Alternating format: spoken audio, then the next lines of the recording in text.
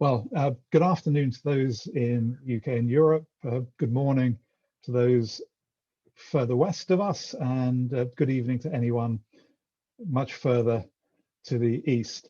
Very pleased to welcome you to this second day of our conference, Philosophy, Disability and Social Change.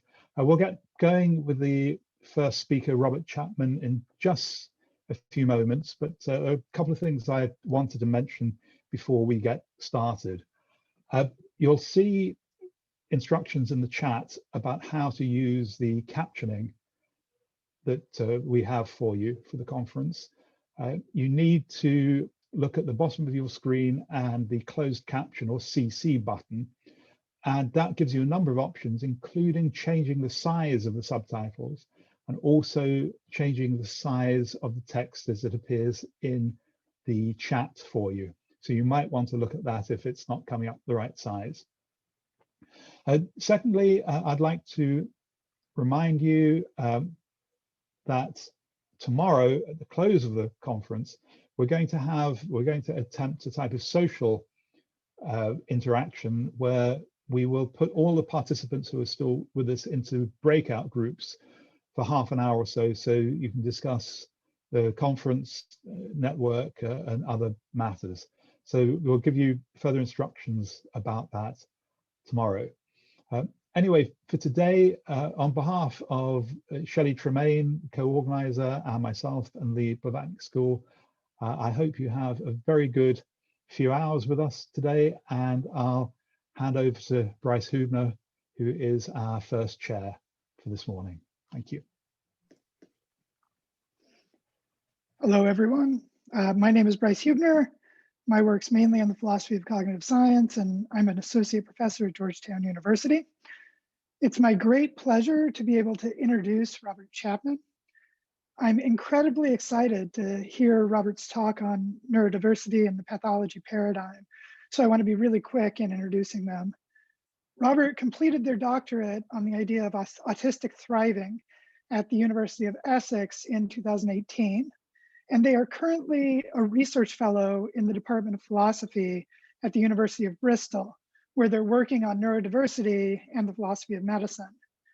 Robert has written a recent set of papers that have opened up really interesting pathways for thinking about neurodiversity from a perspective that integrates insights from the philosophy of medicine with critical and political analyses of social categories. I find this work really exciting, and I think their perspective is really likely to push philosophical discussions about the relationship between biological and social structures in a really novel direction. I've learned a lot from the papers that I've read by Robert, and I'm really looking forward to learning more from them today.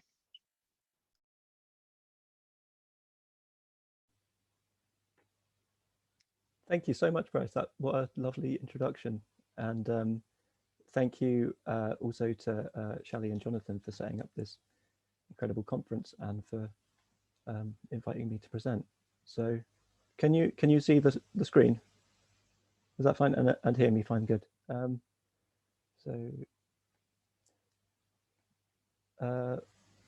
Right, I'll just hiding my face because I don't want to see it while I'm talking. Great, so I'll just dive right in. Today I'm talking about neurodiversity and the pathology paradigm. And I want to focus more on the pathology paradigm as an idea and say a little bit about it, where it came from, and finally, how it might help us think about contemporary philosophy of medicine and how we think about health and disability and so forth, at least in philosophy, as well as more broadly. So two of the key terms I'm using, pathology paradigm and neurodiversity paradigm, come from Nick Walker, who's on the right here. And she's an autistic self-advocate and a neurodiversity advocate. And while the term neurodiversity and the movement have been around since the late 90s, when Judy Singer coined the term, it was more of a political term at first without a clear definition. And one of the really great texts in neurodiversity theory is a chapter Walker wrote in 2012, where she argued that essentially the neurodiversity movement can be understood as calling for a paradigm shift in how we think about mental functioning. And in particular, she made a really important distinction between the pathology paradigm, which is the dominant paradigm according to Walker, and the neurodiversity paradigm, which is what neurodiversity proponents such as myself or Walker can be understood as calling for. She defines the pathology paradigm as resting on a central assumption, and this is that there is a relatively narrow normal range into which the configuration and functioning of human brains and minds ought to fall. If you fall outside of this, and especially if you're struggling on the pathology paradigm, you're likely, it'll be considered bad in some way, and depending how much you're struggling, it'll be considered a pathology. So the idea is that there's something wrong with you. The neurodiversity paradigm, however, starts from a very different assumption. And this is that neurological diversity itself is something which is natural and valuable.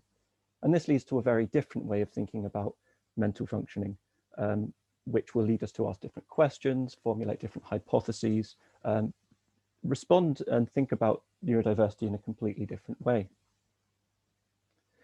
Now, these terms have become very influential within the neurodiversity movement. Not everyone uses them, but many people do. And they've also become quite influential in the emerging academic literature on neurodiversity theory. But so far, most people writing on this and expanding on it have focused on the neurodiversity paradigm. And the idea there is that this is the new, well, I guess the rationale there is that this is the new exciting idea that we want to explore, or some people want to criticize, and so forth. But the pathology paradigm, I think, has been relatively overlooked. And that's what I want to focus on today. So no one has really explored this in great detail. Walker herself has produced a few very influential and brilliant blog posts and further chapters on this, but they mainly reiterate the same basic points without filling all the gaps, so that those are left to be filled at the moment. There are a bunch of really important questions I think we can ask about the pathology paradigm. One question, which I think critics of neurodiversity might be more likely to ask, is the pathology paradigm even real? Perhaps they might wonder, is it just a caricature and there isn't really a relatively restricted normal range which leads to pathologizing all these people in the first place? A defender of the neurodiversity paradigm and the idea of the pathology paradigm as a concept, like myself, will want to ask slightly different questions. One is, when did the pathology paradigm emerge and who invented it? After all, paradigms don't emerge out of nowhere. They always emerge out of some specific time in history, and usually given some kind of new invention or publication or theory which changes how people think. Relatedly, it will be helpful, I think, to ask what its original rationale was, and this will be helpful for both defenders and critics of the status quo. And it's also helpful, I think, to ask how widespread the pathology paradigm is today. The most obvious candidate is in psychiatry, of course, but there might be reason for thinking it's much more widespread, and as I will suggest later, it might relate to contemporary philosophy of medicine. To begin towards answering these questions today, my plan is to give something of a genealogy of the pathology paradigm. And I use genealogy in the sense here of giving a kind of select history, which doesn't give all the details, but gives a certain story which identifies the origin and traces some of its development, and allows us to, I hope, take a kind of critical distance, ultimately, from contemporary philosophy of medicine. And in doing this, I want to show that contemporary philosophy of medicine, or at least some of it, and some of the more influential theories, is actually pathology paradigm philosophy. So my claim there will be that while philosophers in general take themselves to be giving a kind of universal, rational description of the world, for example, theories of health or disability or so forth, by giving a genealogy of the pathology paradigm, I hope to show that contemporary philosophy of medicine is often actually pathology paradigm philosophy.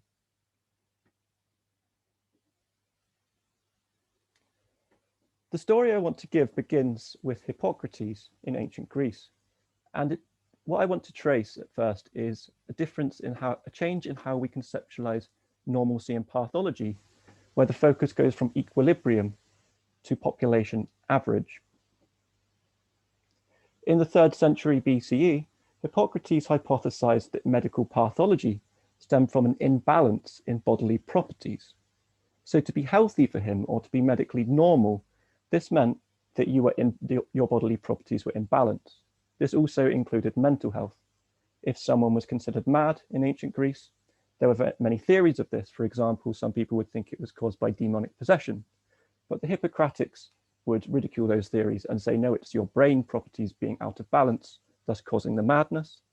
And if you were healed from that, that would be considered a case of the properties rebalancing. There was no concept of a statistical norm there, so this is really important. It was all about equilibrium, not being within the average of the population. This was an extremely influential theory, and it continued through Galen in the 2nd century AD and the Galenic schools through the medieval periods, all the way roughly up to the 17th century, when it began to go out of fashion. Still, the idea of mental health as equilibrium manifested in different ways. For instance, in the 17th century, hysteria was often seen as the wandering womb, disrupting a woman's bodily equilibrium and therefore causing the mental symptoms of hysteria. So even though this theory didn't focus on bodily properties in the Hippocratic sense, it was still an equilibrium conception of health. Perhaps the last really influential conception of mental health, which is based on equilibrium, also I would argue, is Sigmund Freud's. For Freud, neurosis, which is his term for mental pathology, stems from a conflict between different parts of your psyche, the conscious and the unconscious. In other words, there's an imbalance or upset equilibrium in your psyche. If there's no conflict, then you're mentally healthy for Freud.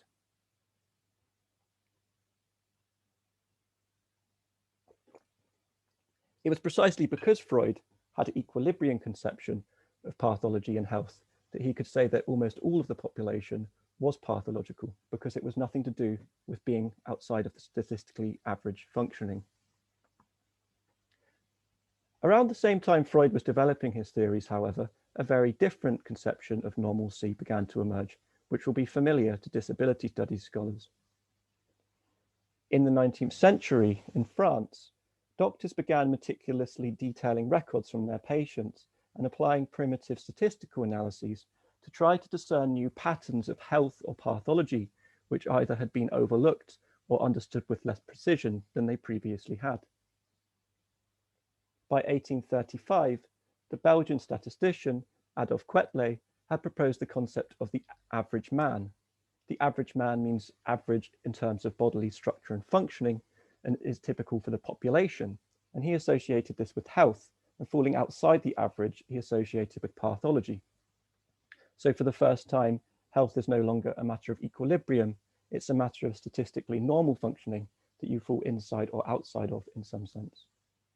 And this can be seen quite clearly from Quetelet's most enduring invention, which is the body mass index, which we still widely use today. And this precisely expresses the idea that if you fall within the normal range, then you're considered healthy. And if you fall outside of the normal range, that's bad at some point, and at some point it can become pathological if you accept this premise. Within this broader shift, I argue the pathology paradigm emerges, but I think we can pinpoint it to a more specific scientist in Victorian England. The Victorian polymath and statistician, Francis Galton, I argue, we can understand as instigating the pathology paradigm. So Galton was the cousin of Charles Darwin, and his key move was to apply his cousin's theory of evolution with this emerging statistical conception of health. And in particular, he combines the idea of a survival of the fittest and the notion of Darwinian fitness with a statistical analysis of the population, which leads to a ranking of people in terms of from the fittest to the least fit. Galton himself was particularly concerned with mental functioning and in particular intelligence. So the shift this brings is that mental functioning can now be seen as subnormal, normal, or supernormal by combining a statistical analysis of the population and combining that with the idea of fitness in the Darwinian sense, and comparing people and deciding, or who is purportedly fitter or less so. This can be seen, for example, in Galton's own invention of the first IQ test, And this really influenced the later developments of IQ tests, which we still use today. It precisely combines a normative judgment with the idea of Darwinian fitness and a statistical deviation from the mean, leading to a ranking of people, partly in terms of what's considered functioning and fitness, but also in a normative way, a way that places value on people's lives. It's worth noting today, Galton is perhaps most well known for coining the term eugenics and is often referred to as the father of eugenics. It's quite easy to see, I think, how his eugenicist thinking stemmed from his way of ranking people and his particular understanding of the theory of evolution. However, I want to suggest that we can disentangle eugenics as such from Galton's more specific way of thinking. That's not to say that they're not intertwined, because they are, but I think it's helpful for reasons I'll now explain. Part of my argument here is that the rationale and one of the core assumption or driving forces for the assumption of the pathology paradigm, the relatively restricted norm, is what I want to call Galtonian individualist comparativism. And this is when you look at individual fitness or purported fitness and then compare everyone across the population and then rank them. And this is supposed to give an objective and scientific understanding of fitness, but it's actually heavily value laden. So this leads to a way of perceiving, classifying, and valuing minds as ranked via recourse to a statistical deviation from the norm, in terms specifically of perceived Darwinian fitness, and thus to a division between the subnormal, normal, and supernormal in terms of mental functioning. So my caveat that it's not synonymous with eugenics needs to be clarified. I think it's very clear how it's linked to eugenics, and I think it's very clear that they're linked historically and also today. But I also want to say that you can be a Galtonian individualist comparativist and not necessarily a eugenicist. And also you can, of course, have eugenicists who aren't Galtonian individualist comparativists.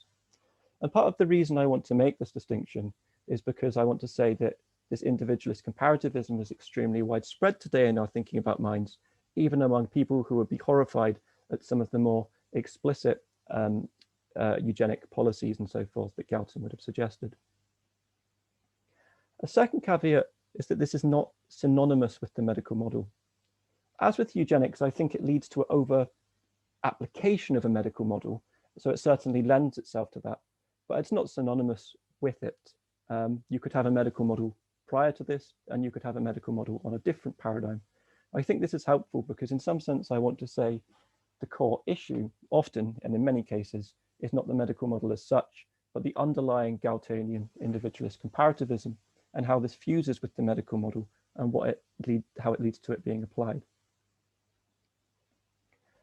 So far, I've mentioned Galton's work on intelligence, and that was something he was particularly obsessed with because he considered himself a genius and thought this ran in his family and so forth. But his influence spread to thinking about mental functioning on a much, much broader scale. Just to give a few examples, in psychiatry, Emil Kraepelin, now often referred to as the father of modern biological psychiatry, and also the DSM style classification system where we classify people into different kinds of so-called mental disorders, was precisely his own classifications are now widely acknowledged to be deeply value laden, and that in such a way which was driven by his fear of racial degeneration, precisely the same fears of Galton and that Galton articulated in his writings and speeches. And similarly, the contemporary of Kraepelin, Bleuler, who is known for coining the terms schizophrenia and autism, among other terms, also driven by his eugenicist thinking. In fact, he lamented the views of his day for not allowing him to develop eugenic policies, which he thought should be broadly used in his patients. Beyond just the more explicit eugenicists now, who, and I'd say more explicit eugenicists are it's less open today. It's more underground in a certain way. It's worth quoting Martin Brooks from his 2004 biography of Galton. As he summarizes, Galton's influence lives on in the consultancy rooms of genetic counselors, in the offices of life insurance companies, pharmaceutical organizations, and government select committees.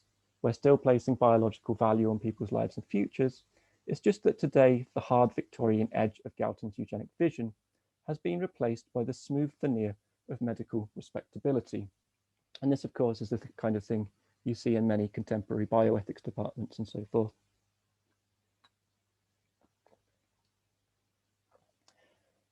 To clarify why I think it's the idea of Galtonian individualist comparativism is the issue here in some sense is helpful, I'll just give two examples from contemporary autism discourse and points of contention for neurodiversity proponents.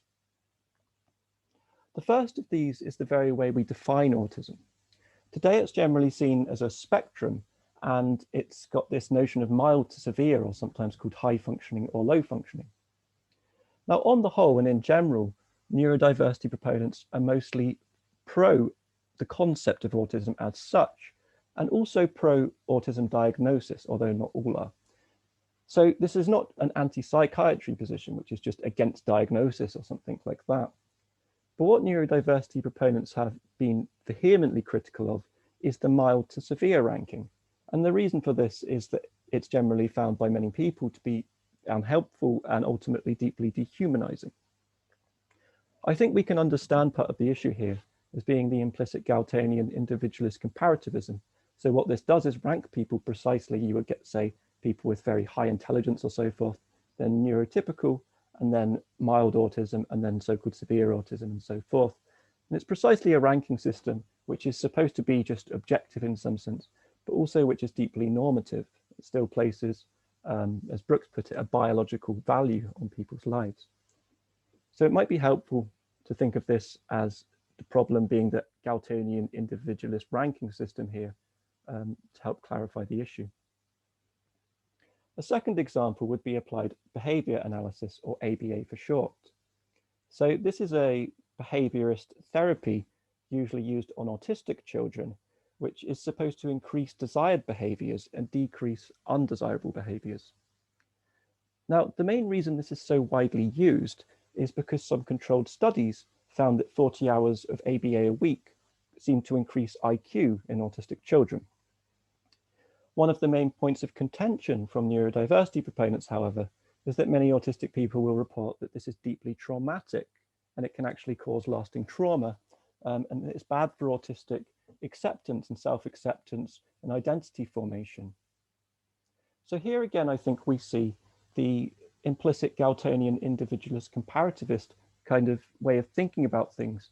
The idea behind these very studies themselves and the science is that there is this ranking system and there are people who are subnormal, and the goal should be to bring them back to normalcy. And that's precisely the issue from the neurodiversity perspective, or one of the key issues at least. Why not, the neurodiversity proponent might ask, focus on autistic thriving in its own right, rather than restoring to normalcy? Chapman from a quote from this excellent book on the right, which is open access, so you can look that up and download it, summarize this nicely in their chapter detailing the autistic self-advocacy network's perspective. And they say here it's rooted in the idea of neurodiversity, which challenges the medical model that assumes the goal of service provision is, or treatment is to restore autistic people to normalcy. So for them, the issue is precisely the normalcy, the idea of restoring to normalcy. They go on in the next paragraph to say they're not necessarily against the medical model as such. For example, they're not against diagnosis. So again, we might see this in part as underlying Galtonian individualist comparativism, and that ranking system being the core issue. I finally want to move on to contemporary philosophy of medicine and disability, which, as I mentioned earlier, is supposed to often give an objective analysis of things like the nature of health and so forth. But now I've given this overview of the pathology paradigm and one possible interpretation of it, I hope that this can give us a critical distance from the philosophy of medicine and help us see that many of the core theories might be understood as pathology paradigm theories. One of the core examples, I think, and most obvious ones would be Christopher Borse's biostatistical theory of health. This is precisely the most widely cited and probably influential theory of health in the philosophy of medicine. It's standardly taught on philosophy of medicine courses. Borse himself takes himself to be giving a completely objective analysis of what health and pathology are, and he precisely bases this on an idea of individual Darwinian fitness and then a statistical analysis of the population. While his theory is nuanced and interesting in many ways, which is very different to Galton's, I think we can see here that there's an underlying Galtonian individualist comparativism, which from a neurodiversity perspective is going to just be not objective, but actually just one possible way and not a good way of thinking about mental functioning. It's worth noting as well that some of Borse's most of Borse's critics point out in various ways how this theory is actually value-laden, but so too do some of his supporters. So Norman Daniels' theory of health justice, for example, precisely cites Borse to derive normative conclusions about what health justice requires. So relying on Borse's theory, Daniels claims that normal species functioning is objectively important because we need to meet this level of functioning in order to maintain a normal range of opportunities. So in some sense, what health justice requires for Daniels, based on this Borsian analysis, is that we bring people into the norm. This would precisely end up with a kind of pro-ABA position, for example, which you can see, I think, would be problematic from a neurodiversity perspective. I also just want to mention contemporary neo-Aristotelian philosophy of disability and disability justice. So one key example would be Martha Nussbaum, who doesn't cite Borse at all, but cites Aristotle as an influence, but ends up with a quite similar theory. Nussbaum claims that the species norm, duly evaluated, tells us what the appropriate benchmark is for judging whether a given creature has decent opportunities for flourishing. So here again, you have the idea of the species norm, and if you fall into the subnormal, you're considered unable to flourish, at least to varying extents. And she precisely gives the example of autistic people and claims that justice requires special efforts need to be made to help autistics attain the core capabilities that form part of the species norm.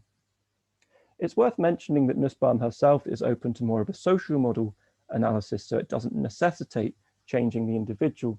Still, however, I think you see this underlying individualist comparativism here, which in an important sense devalues certain ways of being, which actually might be able to flourish in different ways that are unavailable on her account. There are other neo-Aristotelians who have made more explicit claims in support of ABA, however, in recent years. In a recent article on Aristotle and ABA, Furman and Tamanello write that without ABA, the prospects for a child living with autism living a good life are virtually nil. So their very explicit normalization is required for living a good life. I want to end by just very briefly saying something about neurodiversity as an alternative.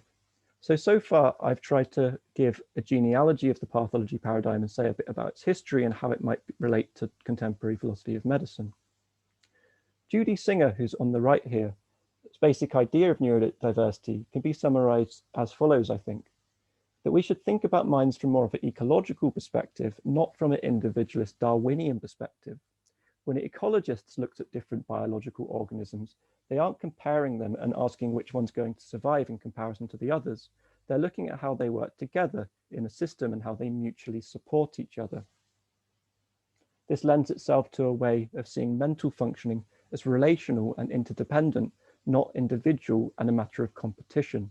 So here we see an alternative way emerging, which is currently emerging now. And if anything, a new kind of normalcy, which is unlike those we see historically. So it's neither equilibrium nor population average, but an idea of normalcy where variation itself is normal. And if we took this as a basis for our philosophy of medicine and our philosophy of disability and our theories of disability justice, they would be extremely different to the kinds that we have now, the kinds which I call pathology paradigm philosophy. So just to summarize and say a few brief closing remarks, I've given a genealogy today. I know I haven't shown the pathology paradigm to be wrong. That's something to do elsewhere. But I hope that understanding the historical contingency of the pathology paradigm may help cultivate a critical distance from its assumptions, including in philosophy of medicine, which I've identified, if my argument's been convincing, as often being pathology paradigm philosophy. And finally, I hope that we can see that philosophy and philosophy of medicine would benefit hugely from incorporating the neurodiversity paradigm. So here we have this new understanding of mental normalcy that takes variation itself as normal, and which can ground, I hope, different theories of health, disability, justice, and flourishing. Okay, so that's the end. Thank you very much.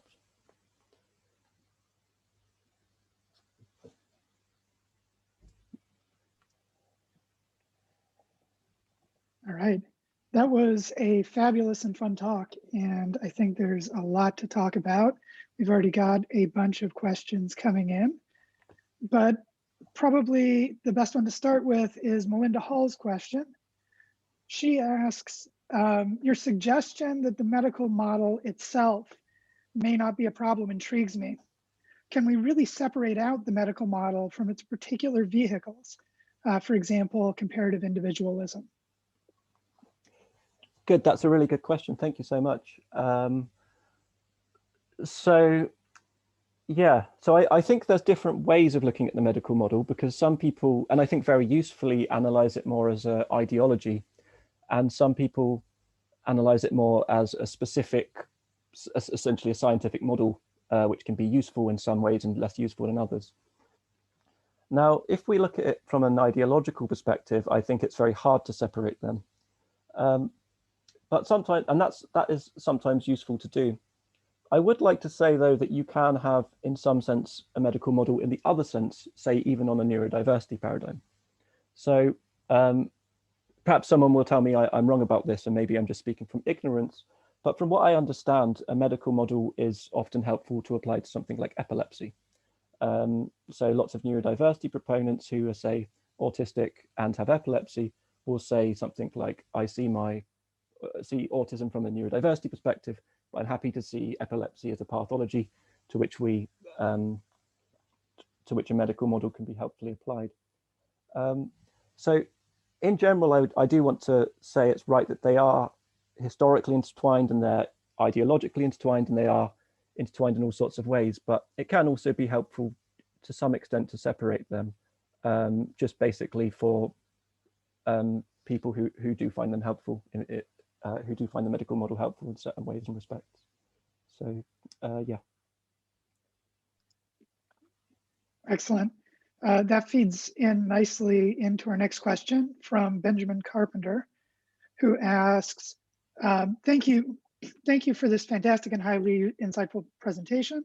I was wondering, particularly given your use of the genealogical method, whether you had any thoughts about how the work of Michel Foucault intersects with Galtonian individualist comparativism. In particular, the notions of normativity here seem to speak to his notion of disciplinary power. I'd be interested to hear any of your thoughts on this. Yeah, great. So basically, I think, yeah, it's very relevant. And I internalized some of Foucault's thinking as a master's student. And that's led to, is precisely an influence here in how I've thought of this and how I've taken this approach. Saying that I'm not a Foucault scholar, and I don't think I can speak that knowledgeably in any detail beyond acknowledging that he obviously is an influence here. I think perhaps Shelley will have something to say about that, which would be much more knowledgeable than me. Thanks. All right. Maddie L asks, thank you, Dr. Chapman, for a highly relatable and valuable presentation. I'm curious to hear your thoughts on whether our current age of mass social media interaction allows autistics to live and engage with a more authentic life, or does it fracture an autistic sense of identity even more?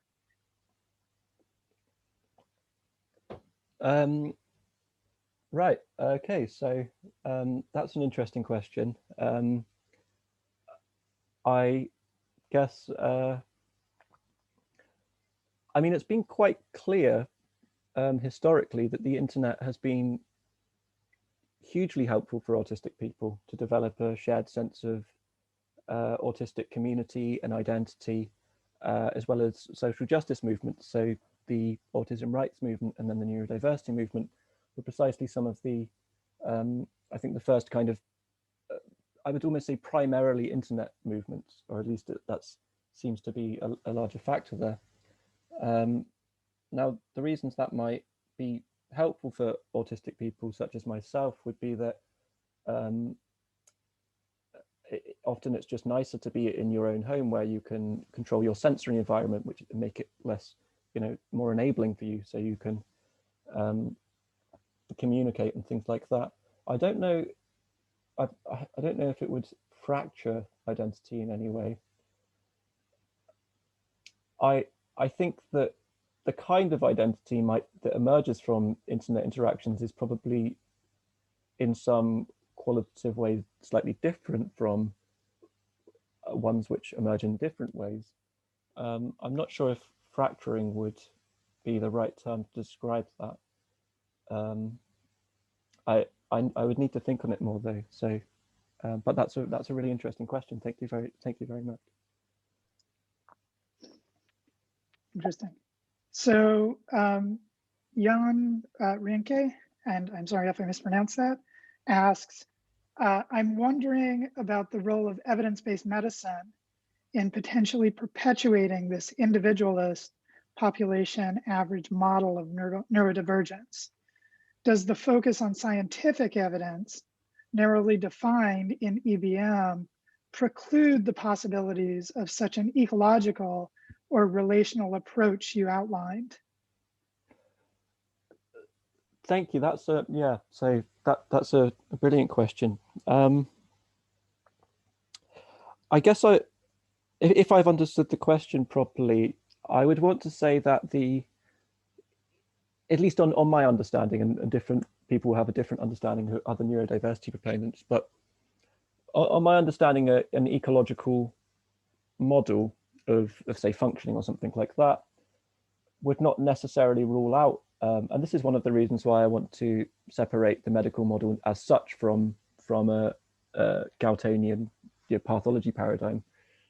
I don't think an ecological model would necessarily rule out using this kind of intervention in practice if the individual wanted to. So it would certainly orientate us more towards seeing functioning and so forth and dysfunction as relational and interdependent in some sense, rather than residing within individuals. But in some cases, someone might just find it useful for to focus on the individual. So I don't think it rules this out in any way. I don't know exactly how they would interact to produce new forms of intervention, if that's even what we would call it then. But yeah, thanks. That's a really interesting question. It's not something I've thought of in detail before. So that's my very preliminary answer. So maybe this question from Chris Jones will actually help to drive a little bit more thinking there. So Chris Jones asks, as a clinical psychologist who sometimes works with children and young people with a diagnosis of autism, I'd be interested in hearing more about how you conceptualize thriving and or flourishing within autism, how you see health professionals' role in this respect. That's a great question, yeah. So basically, at the moment, in a sense, my view of this is quite pessimistic. I think that the idea of autistic thriving has been rendered invisible to a significant extent. And I mean this in a sense of what some people might call a form of epistemic injustice or something like that. The idea of thriving historically, as well as in a modern period, has often been related to what are seen as objective features of the species and things like that, which often means, among other things, neurotypical. So I think we've basically don't, in an important sense, we don't really know what autistic thriving looks like. Now, I'm not saying that you can't recognize particular manifestations of autistic thriving, but it's been erased, or it's never had a place on our conceptual map or a kind of hermeneutical space. So there's no clear answer that you could give to someone working in a clinic now to say, this is what autistic thriving looks like. At least that's my own view on that. I certainly would say in many ways it's probably going to be different from neurotypical thriving though. And I would hope that clinicians would explore this relationally with the people they work with to help develop a conception of thriving which fits them and their particular form of neurodivergence. It's worth saying very briefly as well that, of course, the autism itself is such a broad and varied group that I don't think there's probably one kind of autistic thriving either. I think it would actually be probably just as harmful to say there's one kind of autistic thriving as it is to say that there's one kind of human thriving. So we need to work towards some way of understanding to be more pluralistic about thriving so we can recognize these various kinds. I have a bunch of questions that I want to ask, but I'm going to save them for later because I think there's a lot of really rich territory to cover there. Friedrich Gabel thanks you for a great talk and then asks you a provocative question.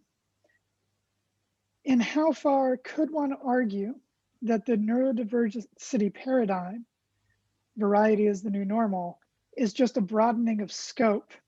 In other words, does this necessarily overcome the distinction between normal and abnormal, or does it just suggest that the normal needs to be understood in a slightly different way? So I would say neither of those. It's neither that it completely overcomes it, and nor is it that it needs to be understood in a slightly different way. I would say it's that it needs to be understood in a very different way. And I don't think that there are exactly what that's going to look like hasn't been worked out yet. So I've been trying to work on what health might mean and what pathology might mean, if it means anything, on a neurodiversity paradigm. And I've spoken to many different neurodiversity proponents about this other than myself, and every single person I speak to has a different perspective on this. So that there's nothing like a coherent, as far as I can tell, a coherent view on this shared by neurodiversity proponents.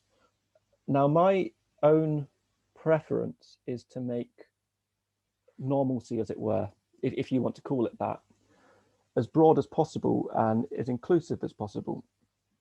At the same time, if you end up forcing a narrative on people where you're saying you're not pathological, but they prefer to see themselves as pathological, that can be really harmful for them. So I'm also concerned to allow some scope for people identifying as being, whether you want to call it disordered or pathological in some sense. So yeah, does it change normalcy? I mean, personally, whether you want to call it normalcy or health or just use a different term altogether, I don't think we need to get rid completely of the concept of there being something like say a brain dysfunction. The idea that a brain could never possibly go wrong is not one I find appealing. An example I've sometimes given is infant anencephaly, where if anyone doesn't know what this is, when you develop in utero, your skull and brain just don't develop, and people who would survive to birth, they don't live very long at all, and often aren't conscious, and there's nothing anyone can do about this. So that's something I'm quite happy to say is a pathology, and every neurodiversity proponent that I've spoke to about this pretty much has said the same thing. But we need to just be a bit more clear and work together about some kind of new way of thinking about this, which is inclusive, but which doesn't end up in some sense denying pathology, if that would be a better way of looking at it in some cases. Thanks. So I'm going to take chair's privilege and just ask one small question, which is, there seems to be what feels to me like a productive tension in your view between thinking about individual flourishing and thinking about ecological and community type structure. And what I'm trying to think through, and what I'd love to hear more about, is how you think about the relationship between individual flourishing and the networks of social and ecological structures that they're embedded within. That's a great question, and it's one I've been trying to come up with a clear answer to for years, and I haven't yet. One thing I will say is I think that we should separate the idea of functioning from flourishing. I hope we can bring these more apart. I think someone could be functioning very well in some sort of ecological perspective, but perhaps not flourishing. And equally, you could have someone who might be considered contributing to dysfunctions in an ecological perspective, but is flourishing.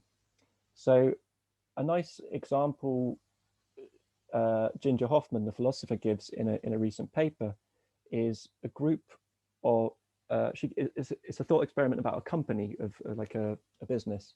And she says, imagine the company everyone is neurotypical. Now, if you look at them all on the individual level, they might be considered functional, and that's on the standard model. But if you look at the group level, it might be considered dysfunctional, because perhaps there's if you compare them to a more diverse group, that diverse group would actually be more functional because there would be more kind of cognitive resources for that group to draw on, and so forth. Now, those individuals in that company might be thriving in some sense, but also, they might also have this kind of group dysfunction level from an ecological perspective, if you look at it like that. So I think they come apart, and it's helpful to analyze them separately, but I don't really have a very clear way of working this out yet. Thank you so much. All right. So Leslie Klein asks, I was diagnosed with atypical autism at age 60. I feel I would have benefited from being given help to improve my interdependency abilities at an early age. Is this against the view of neurodiversity that you advocate and anti-ABA approaches? Thanks. That's a really good question. So so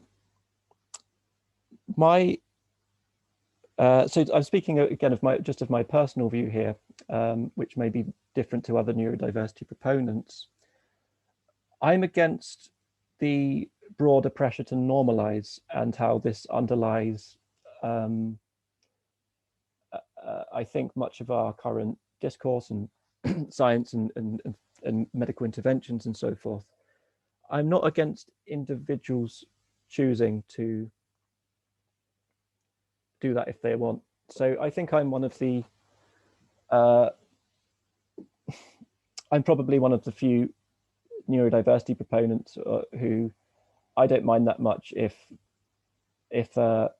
say, so firstly, I don't want to say, I don't think a cure for autism is conceptually coherent, but let's put that aside for a minute. And let's say it was. Even then, I wouldn't want funding to go on developing it. And that's mainly because I think that most autistic people don't want that and actually want different things. But let's say just one was accidentally discovered and it was available.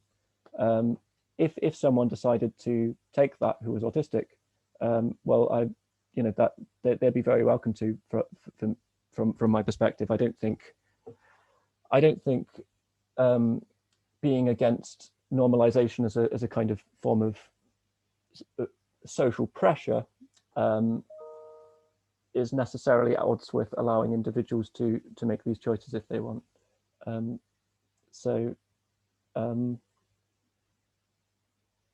Yeah, so I'm basically very much, yeah, don't think the ecological perspective, as it were, clashes with a focus on individual autonomy and individual rights. Basically, I think it enhances it, if anything. Thanks. Excellent. So Dee asks, can this neurodiversity versus pathology paradigm approach equally be applied to neurodivergences that aren't autism? For example, Tourette's, ADHD, etc. Great question. Oh yeah, completely. So yeah, sorry if I didn't make that clear enough. So I use the examples of autism partly because that's where much of the discourse has been. But yeah, I totally think it widely is used more broadly, and I think that's great. So the idea begins within the autism community and the autistic community,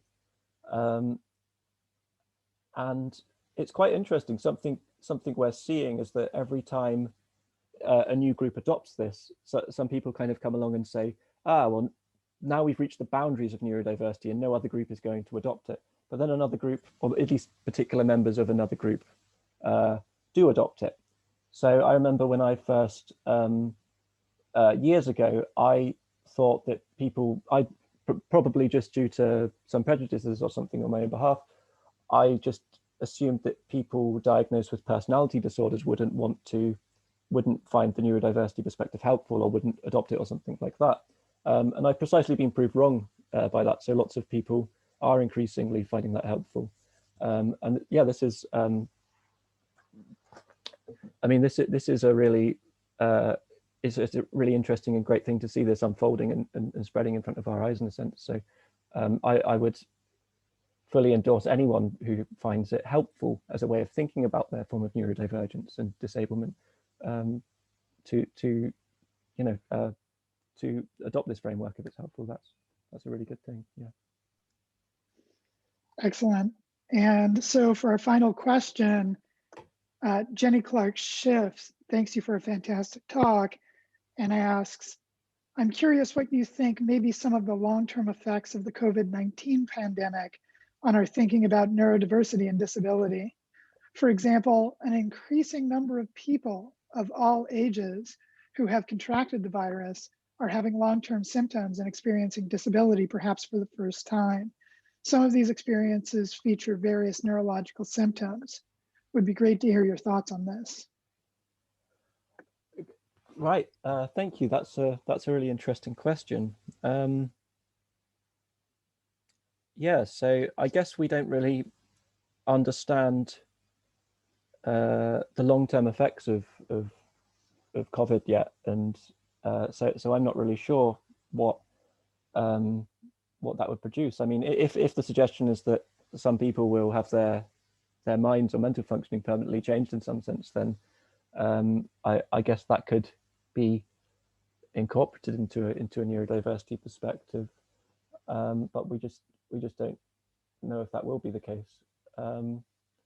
One thing I would say is that it's just made me think of an article I read a few months back. I can't remember who wrote it now or exactly the title of it, but it was written by the head of a company who had employed either all or mostly autistic employees. And he was saying that it had actually turned out to be to work really well for him during COVID, and that in the particular for them, in the sense that they were mostly well adjusted to the kind of new restrictions and things like that, working from home and so forth. So the claim there was that even though this was not why, obviously it's not why he didn't foresee a pandemic, and that's not why he employed autistic employees, he employed them for a completely different reason. But it just ended up being, turning out to be really helpful. I think one thing people generally think about with pandemics and disease and so forth is that genetic variation in a species is a really good thing for surviving diseases, right? So the more genetic variation that the species has, then the better the species will be at surviving diseases, because more people might be more resistant to it and so forth. And I think you might see something similar here, a kind of parallel with mental functioning, precisely, giving support to this idea that the more neurological diversity you have within a culture or society, that the more robust it will be as a whole. And that's the kind of ecological perspective. And that also comes, of course, with a kind of conservationist perspective. It's a kind of different normative implication from the individualist sort of Darwinian one, where you try and eliminate people who are, on the outside of the norm. This ecological perspective says, no, it's a conservationist, but conservation is good. You get this different kind of norm that comes with it. So perhaps in the best case scenario, the pandemic would help thinking like that.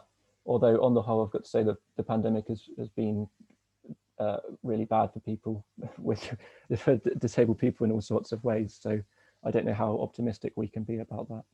Thank you. Thank you for that. And thank you for a fantastic talk and a fantastic session. Thank you so much. Thank you for hosting. And Robert and Bryce, thank you for a really excellent session. Robert for the paper, Bryce for chairing and dealing with the questions in such impressive way. So let us thank you both. My applause will stand for everyone else's applause.